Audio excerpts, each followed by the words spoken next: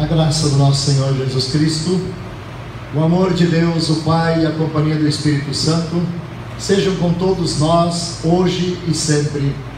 Amém. Como pessoas revestidas desta couraça que nos dá proteção contra o mal, contra o pecado, como família, como povo de Deus, nós queremos de forma especial meditar no texto de Josué, capítulo 24, o versículo 15, que diz: eu e a minha casa serviremos ao Senhor. Que Deus abençoe esta mensagem ricamente em nossos corações. Amém. Podem sentar.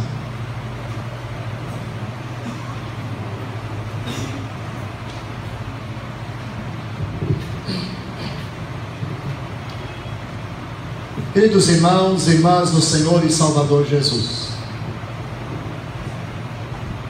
nós estamos caminhando para o final de mais um ano da igreja.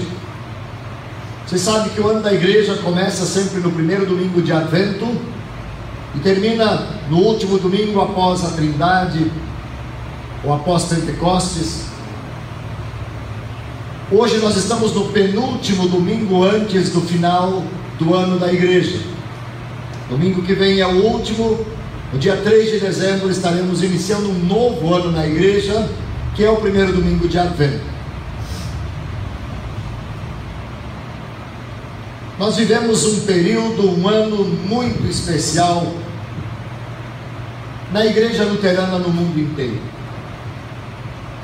Acabamos de festejar há poucos dias os 500 anos da Reforma, liderada pelo Dr. Martinho Lutero.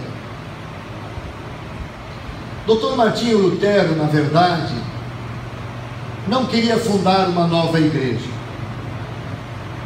Dr. Martinho Lutero também não trouxe nenhuma doutrina nova.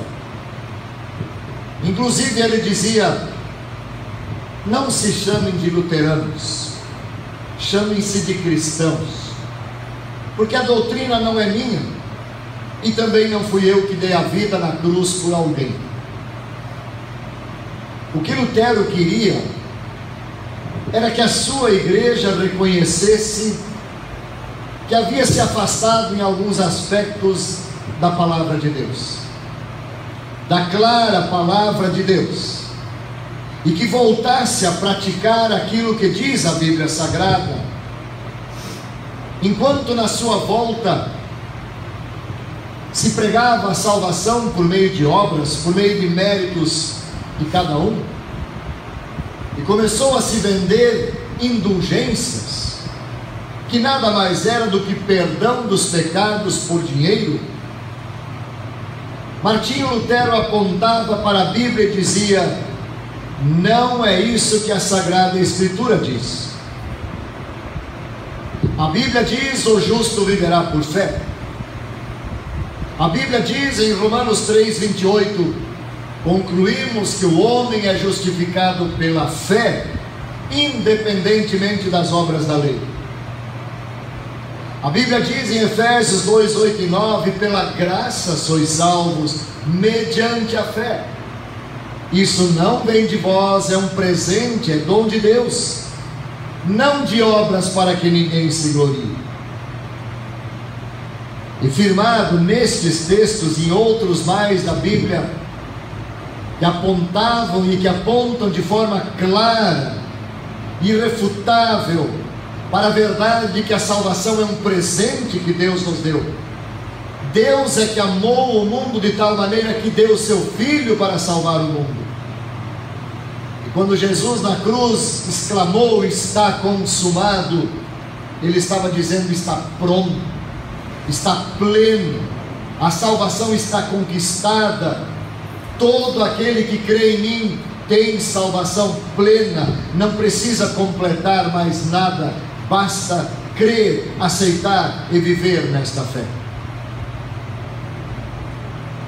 Assim ele afixou as 95 teses, defendendo esta mensagem da graça e do amor de Deus. estava ali resgatando novamente a mensagem do Evangelho, a mensagem clara deste amor de Deus. Quando nós festejamos os 500 anos, festejamos, louvamos e agradecemos a Deus, porque esta verdade da Bíblia Sagrada permaneceu ao longo desses 500 anos e continua entre nós ainda hoje. A mensagem da verdade que liberta permanece entre nós, e isso é motivo de louvor, de gratidão, e de nós de fato dizermos para todas as pessoas do grande amor de Deus por nós, da salvação que Ele nos conquistou em Cristo Jesus, e anunciar esta mensagem a todos que vivem ao nosso redor. E quando nós estamos nos aproximando do final de mais um ano da igreja, e como também o ano da história, do ano do dia a dia da nossa vida, somos lembrados também da brevidade da nossa vida aqui neste mundo, e da importância de estarmos vigilantes, de estarmos firmes na fé, de vivermos nesta fé cada dia, combatendo o bom combate rumo à felicidade eterna do céu. E nesse sentido, as palavras de Josué, o exemplo de Josué, nos é muito importante. Quando ele exclama, quando ele diz, quando ele dá o exemplo para o povo de Israel: eu e a minha casa serviremos ao Senhor. A história do povo de Israel é uma história muito impressionante de relacionamento com Deus. Certa altura, Deus chamou Abraão de Ur da Caldeia, do meio de um povo que não servia somente ao Deus verdadeiro, e levou Abraão até a terra de Canaã. Isaque teve depois Jacó e Esaú. Esaú permaneceu por ali mesmo.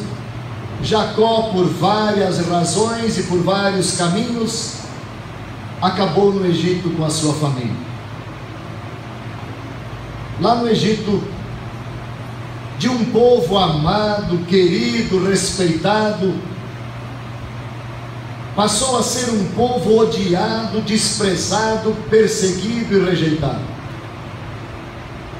Deus então chamou a Moisés, e juntamente com seu irmão Arão, fez com que Moisés trouxesse ou levasse esse povo para fora do Egito, conduzindo-os de volta para a terra de Canaã.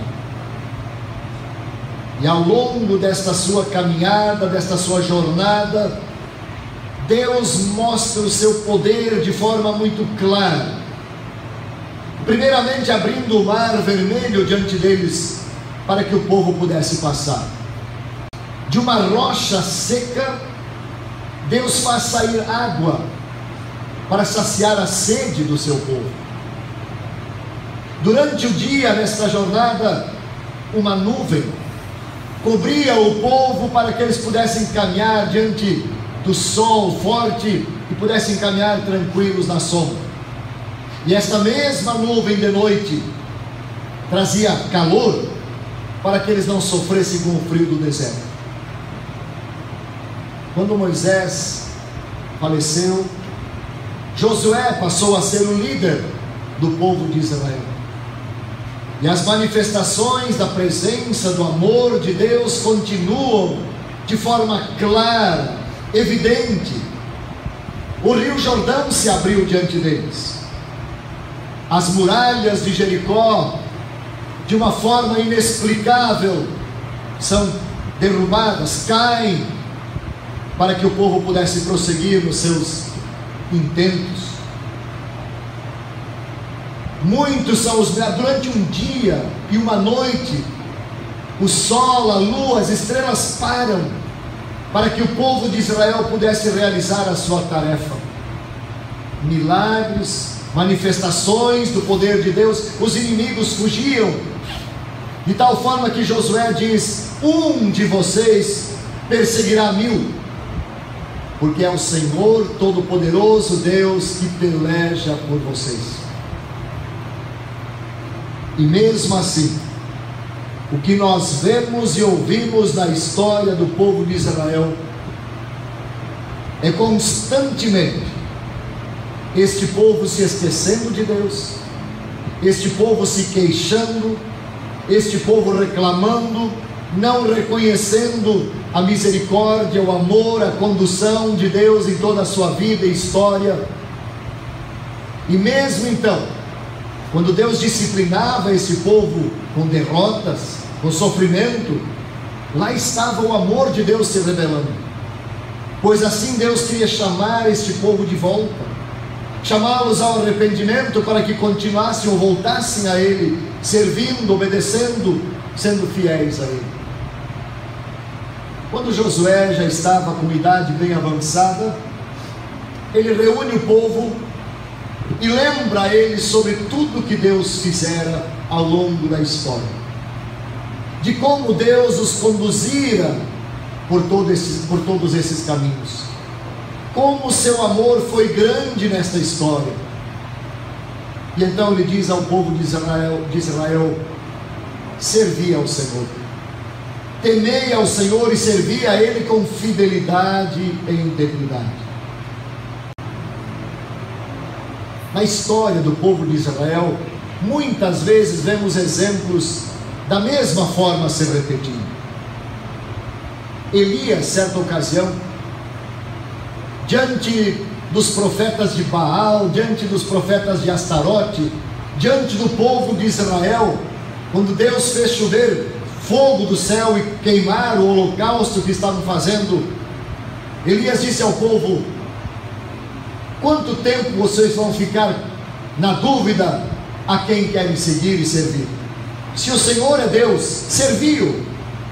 Se vocês acham que são esses deuses Baal, Astarote, então sigam a esse. E então, diante do milagre de Deus, quando Elias orou e pediu que Deus mandasse fogo do céu para queimar o holocausto, o povo grita, o povo exclama: o Senhor é Deus, o Senhor é Deus. Assim também Josué desafiou o povo de Israel. E depois ele dá o exemplo.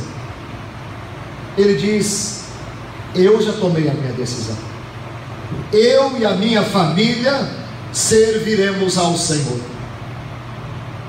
E diante deste exemplo do velho líder deles, daquele que conduzira eles durante um bom tempo, o povo de Israel responde: longe de nós servirmos outro Deus, nós também serviremos ao Senhor, porque Ele é o nosso Deus. Que decisão maravilhosa! Como seria bom se o nosso Brasil, se o nosso Espírito Santo, se o nosso Campo Grande fizesse esta mesma decisão. A Nova Aurora, o povo de Nova Aurora dissesse: nós também serviremos ao Senhor, porque Ele é o nosso Deus. No entanto, lamentavelmente, nem o Espírito Santo, nem o Brasil, nem o Espírito Santo, nem aqui em Nova Aurora vão tomar essa decisão em conjunto. No entanto, as palavras e o exemplo de Josué e do povo de Israel nos servem também para a nossa vida, de nós também exclamarmos e dizermos: nós também serviremos ao Senhor, porque Ele é o nosso Deus. Queridos irmãos, queridas irmãs, eu tenho dito ultimamente em muitas ocasiões e repetido isso em vários momentos: nós vivemos uma situação muito delicada em nosso país. Vivemos momentos difíceis em nossa pátria, onde valores essenciais estão sendo atacados violentamente, onde a família estão procurando desestruturar a família, que é base da sociedade. Essa família que Deus queria que fosse um pedacinho do céu, para onde nós gostamos de correr, de estar e nos sentir amparados, seguros, felizes. Esta família está sendo atacada. As crianças estão tentando confundir estas crianças com a maldita ideologia de gênero. E o objetivo em confundir as crianças é fazer desestruturar a família logo ali mais adiante. E nós não podemos nos descuidar, meus irmãos. Nós precisamos estar vigilantes. O final do ano eclesiástico nos incentiva, nos lembra: vigiai, estejam preparados para quando o Senhor voltar. A vida passa tão rapidamente, diz o salmista. Vigiai, cuidem da vossa família, cuidem do vosso lar, cuidem da educação dos vossos filhos, para que o mundo não os leve para a condenação eterna. É muito importante que nós estejamos sempre vigilantes e firmados na palavra de Deus, para podermos também resistir ao inimigo, e diante das provocações e tentações responder tranquilos, seguros. Nós vamos seguir ao Senhor, porque Ele é o nosso Deus, porque Ele nos amou de tal maneira que deu o seu Filho para a nossa salvação, porque a sua palavra, os seus mandamentos dizem diferente. Queridos irmãos, queridas irmãs, este cuidado com a nossa família começa por nós mesmos, na reflexão e no estudo da palavra de Deus. Não deixemos jamais de ler e de estudar as Sagradas Escrituras.